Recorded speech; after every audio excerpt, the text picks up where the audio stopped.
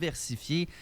Mais celle-ci, j'avoue que je suis très curieux parce qu'on parle d'archives en général, d'archivisme avec Simon-Olivier Gagnon qui est en studio. Comment ça va ce matin? Ça va bien, j'ai la santé. Le pays n'est pas en guerre. Pas encore, en tout cas. C'est ça, effectivement. Quand on se compare, on se console. Hein. Il y a différentes raisons d'être reconnaissant, j'ai l'impression, ce matin. Je suis tout à fait d'accord avec toi, Simon-Olivier. J'ai très, très hâte d'entendre cette chronique-là pour la première fois parce que c'est le genre d'expérience sonore. Là, s'il y a des petits nouveaux parce que c'est la rentrée, qu'est-ce qui va nous attendre aux 2 semaines pendant tes chroniques? La chronique s'intitule Remue-mémoire et habituellement, j'essaie d'ouvrir des boîtes, d'ouvrir des disques durs, de numériser des cassettes. Moi, j'essaie de faire entendre la voix, la vie, quoi. C'est tellement beau, puis j'ai hâte d'entendre ça. Est-ce qu'on est prêt? Toujours. Sans plus tarder. J'ai la mémoire qui flanche, je me souviens plus très bien. Comme il était très musicien, il jouait beaucoup des mains. Tout entre nous a commencé par un très long baiser. Sur la veine bleutée du poignet, un long baiser sans fin. Pour que jamais ne s'éteigne la flamme, et ce malgré les obstacles à surmonter, nous n'avons jamais cessé d'y croire, jamais cessé d'y croire. On a donné et travaillé sans compter les heures pour en arriver là, dans cet espace ouvert où nous sommes à présent. Il n'y en a pas eu de facile, non, on n'a rien lâché, presque tout donné. Et oui, encore, il y a du travail à faire. Faut mettre de l'eau au moulin, faire en sorte que les ondes propagées ne soient pas du bruit, du silence, mais quelque chose de signifiant, quelque chose qui parle aux gens des quartiers de la vallée du Saint-Laurent. La maison est là avec ses pierres taillées qui ont été placées au bon endroit par ô combien de membres acharnés de diverses générations et d'horizons. La semaine passée, les verres se sont levés et on pensait pouvoir s'énorgueillir encore un peu, se complaire le temps d'une autre chanson, dire haut et fort comme Marie-Josée l'a scandé que nous avons vécu notre douce vengeance en passant de locataire évincé à propriétaire.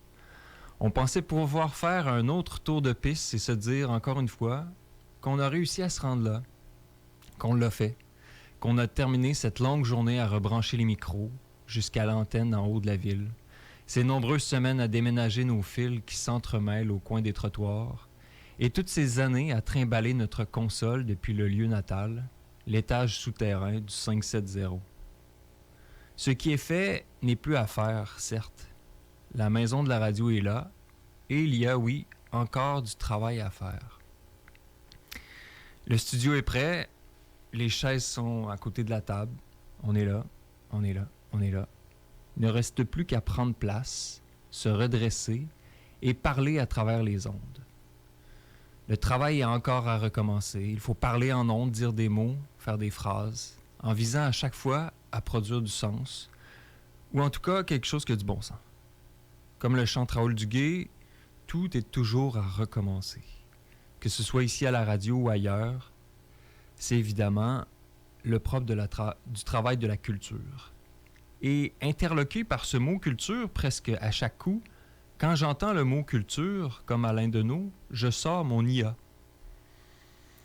Je suis à ce point démuni devant ce qui se passe, les crises, le désordre, l'amnésie, que je ne sais pas quoi penser de la culture et je demande à la machine, à l'intelligence, archive. J'ouvre mon navigateur et je formule ma requête. La machine à remonter le temps me renvoie vers un document, l'enregistrement du témoignage de Robert Roy. Originaire d'Abitibi, Robert est une des premières personnes que j'ai rencontrées à la radio, un caricaturiste du Vieux-Québec que j'ai accompagné pendant un moment pour faire sa mise en onde. Je lui avais demandé quand et comment ça avait commencé son travail de caricaturiste sur la rue Sainte-Anne. J'étais arrivé là, j'avais 39 ans. J'étais arrivé là pour un été, par curiosité, par hasard, et puis j'ai adoré ça. J'ai adoré ça, vraiment. Le style de vie, là, 3 mois dans la rue, il n'y a jamais 2 journées qui se ressemblent. On est toujours en créativité, en invention, j'ai adoré ça. Il m'a raconté à quel point il avait aimé travailler dans la rue, faire des rencontres et parler avec tous ces gens qui passent. Plusieurs années plus tard, au tournant de sa soixantaine, il commençait à faire de la radio, notamment grâce à André Langevin. Et Robert m'avait également présenté ce qu'il a découvert en faisant de la radio. J'ai découvert que j'avais des valeurs, des choses importantes dans la vie, tu sais, des choses auxquelles je tenais beaucoup. Puis je l'ai découvert dans la carte blanche qu'on nous donne comme bénévole. Tu sais, on nous dit, c'est ton émission, là, mais tu mets dedans ce que tu veux. Bien, ce que je veux, c'est les choses importantes, là, qui... Je m'étais pas rendu compte, tu sais. Je me suis rendu compte que j'avais des valeurs, tu sais, des choses que je défendais, Puis je les exprimais à travers les invités. C'est les invités qui les exprimaient. C'est pas moi qui faisais des prêchis-prêchats, tu sais. Je trouvais les invités qui en parlaient à ma place, tu sais.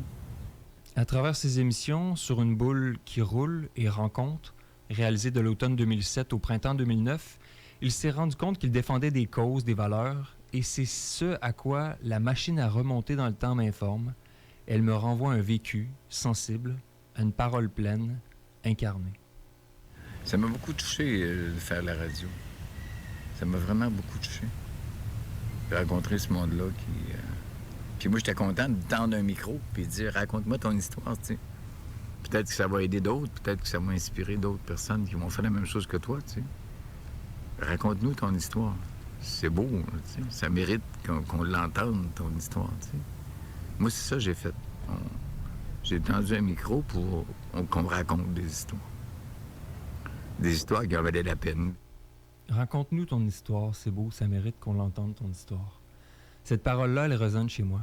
Robert a tendu un micro et, conséquemment, il a ouvert un espace de prise de parole.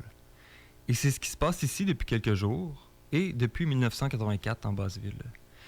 Et innombrables sont ces espaces où ça parle, où peut naître une parole, comme sur une scène, sur un coin de rue, dans une classe, un jardin d'enfants, une maison. Pour que de tels lieux existent, encore faut-il qu'il y ait des personnes qui en prennent soin. J'ouvre un autre onglet du navigateur, questionne à nouveau mon intelligence archive et un document surgit de manière cyclique. Un article de Jason, un chercheur indien de New Delhi, revient continuellement. L'article traite du concept d'open space, d'auto-organisation, d'émergence. En bref, ça traite de l'idée et de la pratique d'espace ouvert en société, comme quoi il est possible de faire une pratique, un verbe d'action, d'ouvrir l'espace, et que ça implique d'actualiser nos relations sociales pour qu'une manière d'être autre soit possible. Une autre manière de se rencontrer peut-être. Depuis l'époque où j'ai rencontré Robert, cette idée d'ouvrir l'espace pour des prises de parole me revient sans cesse. À Robert qui tendait le micro pour qu'on raconte des histoires qui en valaient la peine, je lui ai demandé comment il s'y prenait pour entretenir cet espace-là, pour ouvrir cet espace potentiel pour la parole.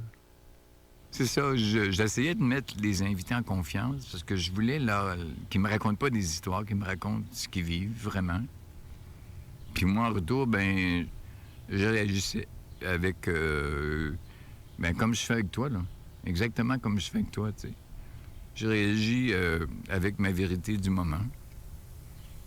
Parce que je crois encore que, c'est la meilleure radio. Moi, je pense que c'est la meilleure radio. Une radio d'authenticité. Puis je crois aussi qu'au niveau humain, c'est ça dont on a besoin. D'être soi-même. Tu sais, de s'exprimer comme on est. D'être soi-même, tu sais. Puis c'est ça que j'ai fait à la radio. Puis je me suis découvert pas pire là-dedans. Tu sais, je le pensais pas. J'étais paniqué au départ, comme je t'ai dit. J'étais vraiment paniqué devant un micro. Mais je me suis découvert plus solide que je pensais.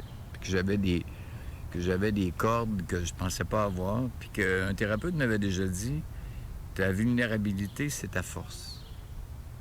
Ta force, c'est ta vulnérabilité. Puis je comprenais pas. Je trouvais que c'était deux mots qui s'opposaient complètement, la force, la vulnérabilité. Puis j'ai compris ça plus tard. Bien plus tard, que c'est ça. C'est que cette vérité-là, c'est celle-là dont on a besoin. Les archives, comme machine à mémoire, nous informent de culture et de valeurs en temps de crise. À chaque requête, l'intelligence archive suggère un rapport à l'histoire, un rapport social à l'histoire individuelle et collective. Dans notre cas, l'IA nous rappelle aussi les formes d'usage possibles des microphones. Ces micros d'argent qui ouvrent des espaces d'expérimentation et de conversation publique démocratique.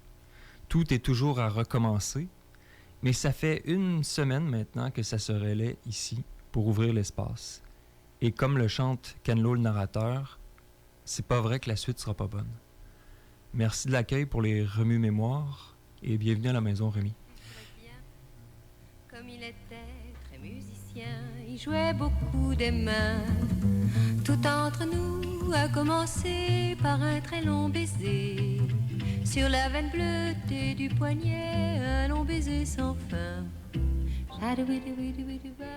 Ouais, ben, je suis pas le seul qui a vécu quelque chose ce matin. Je suis absolument certain, Simon-Olivier Gagnon.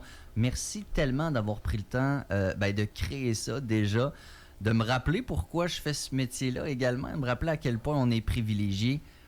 Puis c'est vrai que la vulnérabilité, c'est une force. Parce que ça prend beaucoup de force pour être vulnérable et se permettre de l'être, surtout publiquement. Puis je pense que c'est un grand message qu'on a reçu ce matin. En anglais, on dit des fois « flaws are cute », les défauts sont mignons. Eh bien, la vulnérabilité se l'est également et c'est surtout inspirant. Il y a beaucoup de gens qui sont pas game d'être vulnérables. Ça veut dire qu'il faut être fort pour l'être. Merci, Simon. C'est super gentil, Simon-Olivier. On se reparle dans 2 semaines. Merci à toi. On est rendu à 7h58. Vous écoutez Québec Réveil sur les ondes de CKIA 88.3. On est la radio urbaine à Québec. On vous parle en direct du Carré Lépine dans Saint-Roch. Courte pause, on revient. Vous écoutez CKIA 88.3.